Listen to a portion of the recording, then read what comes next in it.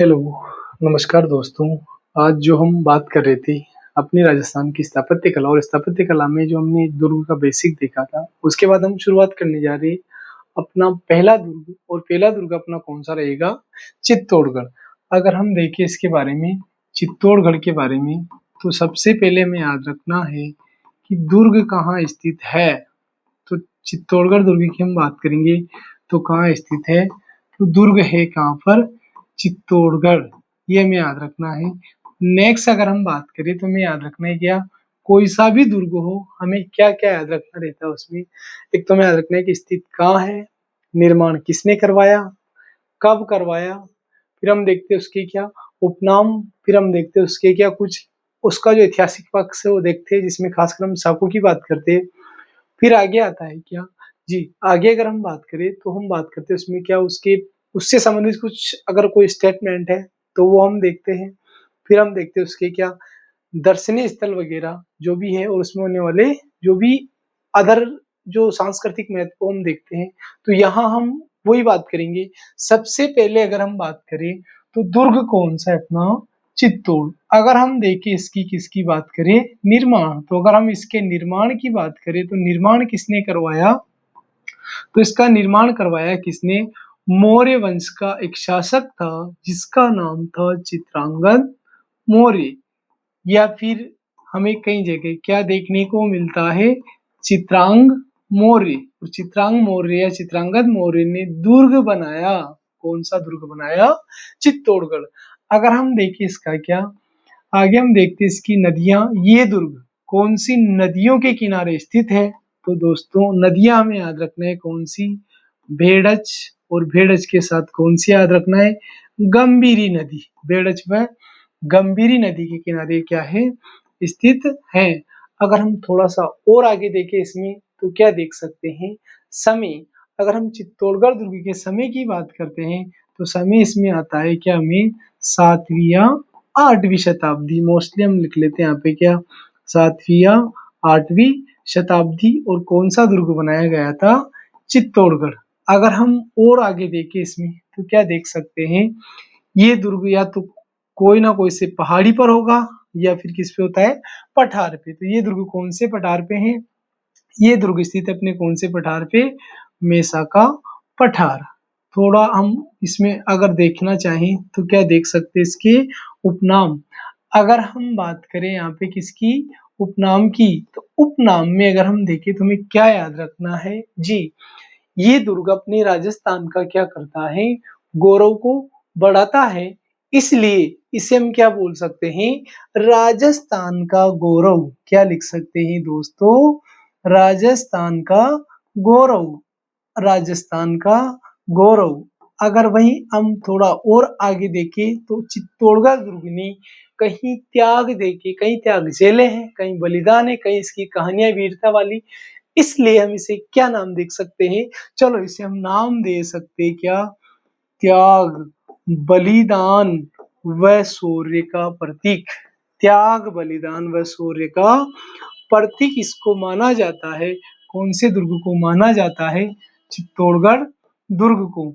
अगर हम आगे देखें तो आगे हम बात करते इसमें क्या बात करते हैं और क्या नाम दे सकते हैं? तो इसे कहा जाता है क्या? दुर्गाधिपति। इसे हम क्या नाम दे सकते हैं? दुर्गाधिपति। अगर दुर्गाधिपति के अलावा भी हम इसमें बात करें तो सभी दुर्गों में अगर कोई सबसे सर्वश्रेष्ठ है तो वो कौन-सा है? चित्तौड़गढ़। इसलिए हम इसको बोल सकते हैं क्या? दुर्गों का सिरमौर। क्या बोल सकते हैं? दुर्गों का सिरमौर। अगर दोस्तों थोड़ा-सा और हम देखें तो क्या देख सकते हैं?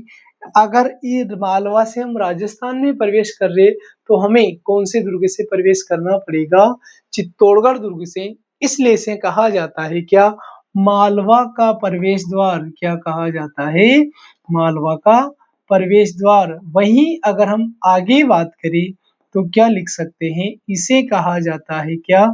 दक्षिणी पूर्वी राजस्थान। और दक्षिणी पूर्वी राजस्थान का क्या कहा जाता है?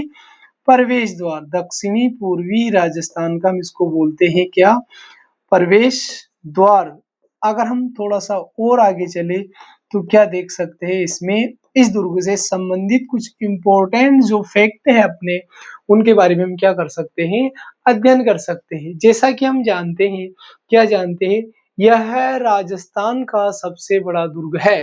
तो हम क्या देख सकते हैं इसमें, क्या देख सकते हैं, यह राजस्थान का सबसे बड़ा दुर्ग। तो दोस्तों राजस्थान का सबसे बड़ा दुर्ग अगर हमसे पूछा जाए तो राजस्थान का सबसे बड़ा दुर्ग कौन सा है, चित्तौड़गढ़ सबसे बड़ा दुर्ग। अगर हम थोड़ा सा और इसमें आगे दे चले तो हमें याद रखना है क्या, इसकी अगर हम जिक्र करें किसका, लंबाई, तो चित्तौड़गढ़ दुर्ग की लंबाई के बारे में कहा जाता है कि इसकी लंबाई कितनी है, तो लंबाई है इसकी कितनी, 8 किलोमीटर। वहीं इसकी चौड़ाई की अगर हम बात करें तो चौड़ाई कितनी है इसकी, इसकी चौड़ाई है कितनी, 2 किलोमीटर। ये जरूर ध्यान रखना है। बहुत सारी पुस्तकें क्या करती है, इसकी जो चौड़ाई का जिक्र करती है ना, वो चौड़ाई लिखती है कितनी, 2 से 3 किलोमीटर, पर हमें 2 किलोमीटर ध्यान रखना है।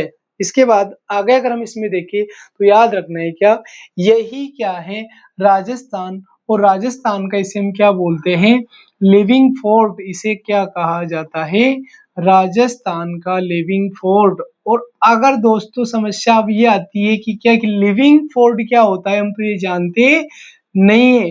तो हमें इतना याद रखना है, लिविंग फोर्ट का जब भी जिक्र किया जाए तो उसमें क्या, कि वहां लोग क्या करते हैं, निवास करते हो। तो हम क्या लिख सकते हैं, या इसको हम बोल सकते हैं क्या, आवासीय दुर्ग। क्या बोल सकते हैं, आवासीय दुर्ग। अगर हम थोड़ा और आगे देखें तो क्या है, तो हमें ये याद रखना है कि यह क्या है, राजस्थान, और राजस्थान का जो दुर्ग है जिसमें क्या की जाती है, कृषि की जाती है।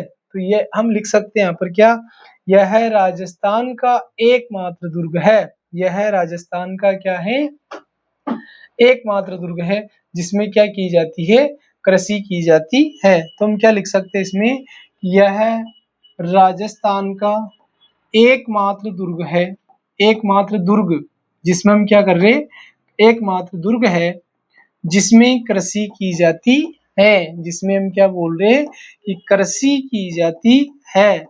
अगर हम थोड़ा सा और आगे देखें इसमें तो क्या देख सकते हैं जी, अब हम इसमें ये देख सकते हैं कि ये दुर्ग है ना, तो इस दुर्ग की जो हम बात करें किसकी, आधुनिक निर्माण की, तो इस दुर्ग का जो आधुनिक निर्माणकर्ता माना जाता है, वो आधुनिक निर्माणकर्ता किसको मानते हैं हम, तो इसका आधुनिक निर्माणकर्ता जो माना जाता है, वो आधुनिक निर्माणकर्ता माना जाता है किसे, तो निर्माणकर्ता की हम बात करेंगे तो माना जाता है महाराणा कुंभा। किसको मानते हैं, महाराणा कुंभा। जैसा कि दोस्तों हम जानते हैं कि इस दुर्ग पर डाक टिकट की अगर बात आती है तो डाक टिकट कब जारी किए हैं, इस दुर्ग पर डाक टिकट जारी किए गए हैं सन 2018 में। और सन 2018 में इस दुर्ग पे जो डाक टिकट जारी हुए, वो डाक टिकट कितने रुपए के जारी हुए, ये बड़ा इंपॉर्टेंट फैक्ट है। सन 2018 में इस पे क्या किया है, डाक टिकट जारी किया गया है। और डाक टिकट कितने रुपए का जारी किया गया है, तो डाक टिकट जारी किया है इस पर कितने रुपए का, 12 रुपए का। वहीं अगर दोस्तों हमसे पूछ लिया जाए, क्या पूछ लिया जाए हमसे, कि इस दुर्ग को यूनेस्को ने विश्व धरोहर सूची में शामिल कब किया, तो इस दुर्ग को नहीं, बल्कि राजस्थान के 6 दुर्गों को 21 जून 2013 को यूनेस्को ने क्या किया है, विश्व धरोहर सूची में शामिल किया है। तो उसी के साथ अपना चित्तौड़गढ़ दुर्ग भी यूनेस्को की विश्व धरोहर सूची में क्या हो जाता है, शामिल हो जाता है, सूची में शामिल किया। नेक्स्ट अगर हम बात करें तो हम क्या बात कर सकते हैं, इसमें हमें याद रखना है क्या, विश्व धरोहर सूची में शामिल किया। आगे अगर हम देखें इसमें तो क्या देख सकते हैं दोस्तों जी, एक विद्वान है या फिर एक जो बोल सकते हैं, हम क्या बोल सकते हैं, इतिहासकार है जिनका नाम हम जानते भी है, कर्नल जेम्स टोड। और कर्नल जेम्स टोड ने ये कहा इस दुर्ग के बारे में कि इस दुर्ग का निर्माण जो करवाया ना, वो निर्माण किसने करवाया, according to colonel James Tod, तो इनका इसका निर्माण मौर्य वंश, और मौर्य वंश का अंतिम शासक था, मौर्य वंश का अंतिम शासक था जिसका नाम था मान मौर्य, या तो इसको हम लिखते हैं मान मौर्य, या फिर हम लिखते हैं इसको क्या, मानमोरी। तो कर्नल जेम्स टोड जी का ये कहना है कि इस दुर्ग का निर्माण मौर्य वंश के अंतिम शासक मानमोरी के द्वारा करवाया गया है, जिनसे यह दुर्ग 734 ईस्वी में बप्पा रावल क्या करते हैं, जीत लेते हैं अपने हारित ऋषि के आशीर्वाद से। ऐसा कहा किसने, कर्नल जेम्स टोड ने। देखते आगे क्या होता है जी। इन्होंने ये कहा कि 734 ईस्वी में ये दुर्ग जीता जाता है किसके द्वारा, बप्पा रावल। और बप्पा रावल के द्वारा ये दुर्ग जो जीता जाता है वो कब जीता जाता है, 734 में। और इस दुर्ग को जीतते हैं और इसका वास्तविक विजेता ये कर्नल जेम्स टोड जो मानते हैं, वो किसको मानते हैं, बप्पा रावल को। आगे ये और कहा जाता है कि इस दुर्ग के बारे में, बप्पा रावल के बारे में, कि इन्होंने जो दुर्ग जीता था ना, ये किसके आशीर्वाद से जीता है, तो इनके गुरु थे जिनका नाम था हारित ऋषि। दोस्तों हमने क्या देखा कि कर्नल जेम्स टोड के अनुसार इस दुर्ग का वास्तविक विजेता जो है वो कौन है, बप्पा रावल, जिन्होंने यह दुर्ग 734 ईस्वी में मौर्य वंश के अंतिम शासक थे मानमोरी, देखा भी हमने मानमोरी या मानमोरी, उनसे जीता। पर आगे चल के क्या हुआ, एक विद्वान हुए हैं डॉक्टर दशरथ शर्मा, और डॉक्टर दशरथ शर्मा जी ने क्या कहा कि इस कर्नल जेम्स टोड के मत को क्या किया, इन्होंने ठुकराया। और इन्होंने ये कहा, डॉक्टर दशरथ शर्मा, डॉक्टर दशरथ शर्मा, अगर हम देखें डॉक्टर दशरथ शर्मा के बारे में, तो शर्मा जी ने ये कहा कि इस दुर्ग की जो अगर हम बात करें तो क्या बात करेंगे, इसका वास्तविक विजेता। और ये वास्तविक विजेता किसे बताते हैं जी, ये बताते हैं वास्तविक विजेता किसे, तो ये बताते हैं कि इस दुर्ग का वास्तविक जो विजेता है वो है रावल जेत्र सिंह। किसको बता रहे दोस्तों, रावल जेत्र सिंह को।